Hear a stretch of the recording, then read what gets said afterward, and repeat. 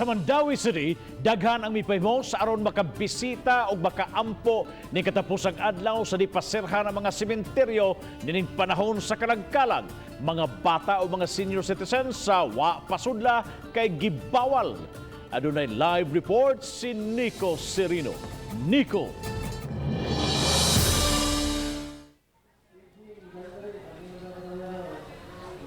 Yes, Bob, hugot nga gipatuman ang mga patakaran sa pagsud sa sementeryo labi na ning katapusang adlaw sa di pa kini takupan alang sa kalagkalag.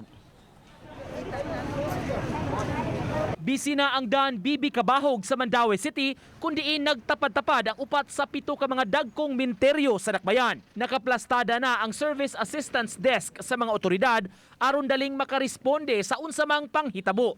Sa ganghaan sa mga menteryo, nakapwesto na sab ang mga pulis nga mususi sa mga manulod. Gibawal ang pagpasud sa mga bata ug mga senior citizens sa 65 anyos pataas. May mga lingkuranan nga giandam kay adto ra sila kutob.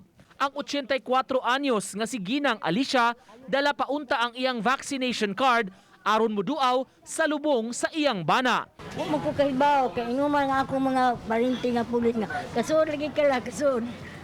Ano kung anhion kay di bang kanin sa unog dos. Kara. Sabay na lang ka mag-ampo. Yampo na lang nimo. Simbahan. Samtang ang ubang pamilya puli-puli na lang og pagbantay sa mga bata samtang nisud sa sementeryo. Kabalo na midaan nga di kasulod pero gidalang na mo kay way mo bantay. Maghuwat lang ko nila then mo balik ra to sila kay. Oo, nya puli-puli lang. Puli-puli lang. Ikaw na pumalagkot dito. Ako na sad. Daghan ang mipahimo sa higayong makabisita ning katapusan nga adlaw sa dili pa manira ang mga menteryo ug moabli pagbalik liwas na sa kalagkalag. Sa ilang bahin ang kapulisan hugot nga nagmonitor karon sa sitwasyon sa Dakbayan. Bisag close ang ato ang sementeryo natay mga personnel nga naa sa ato ang mga sementeryo nakadeploy and ato sa gipahingusgan ang ato ang kaning anti-criminality campaign labi na long weekend na siya.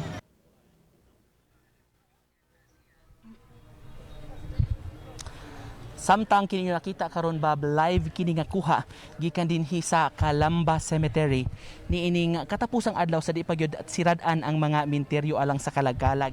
Nakita karon mahimutang dinhi sa Dakong Cruz nga naandan nga mausay bisitahon sa kadaghanan sa mga muduaw sa lubong sa ilang mga mahal sa kinabuhi labi na kadtong nangabalhin na ang lubong sa mga minatay katong wa natultulan ang lubong o di ba ka sa mga uban nga dili personal nga makabisita sa ilang mga mahal sa kinabuhi sa probinsya ani na lang sa Dakong Cruz managkot og muhalad og pagampo.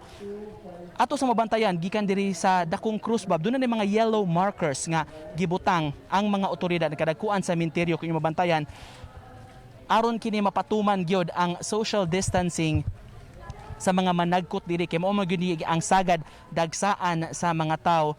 Bay-ubay ang mga personnel mga otoridad nga nakabantay karon dinhi sa menteryo do naglitay na bantayan kaganiha gawas sa kapulisan sa mga barangay tanod og mga force multipliers. May mga environmental personnel pa sa City Hall nga mamadlong gyud og mga tawo nga wala natarong pagsulob sa ila mismo nga mga face mask. Baguhay lang sabab nakasugod ang alas 5 nga misa sa kapilya dinhi sa sementeryo sa Calamba ato nasayran nga dunay misa labi na sa Nobyembre 1 ug 2 apan kay sirado man ang sementeryo i-live stream lang kini virtual lang nga pamaagi ang Santos nga misa. Nagpadayon sab ang pagpasuga diri modawat gihapon sila sa tag 300 pesos nga bayad aron masug-an sud sa tulo ka adlaw ang lubong sa mga mahal sa kinabuhi.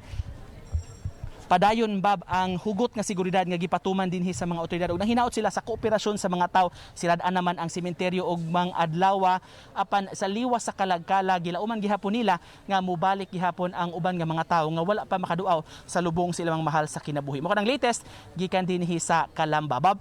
Dahil salamat Nico Serino sa imong live report.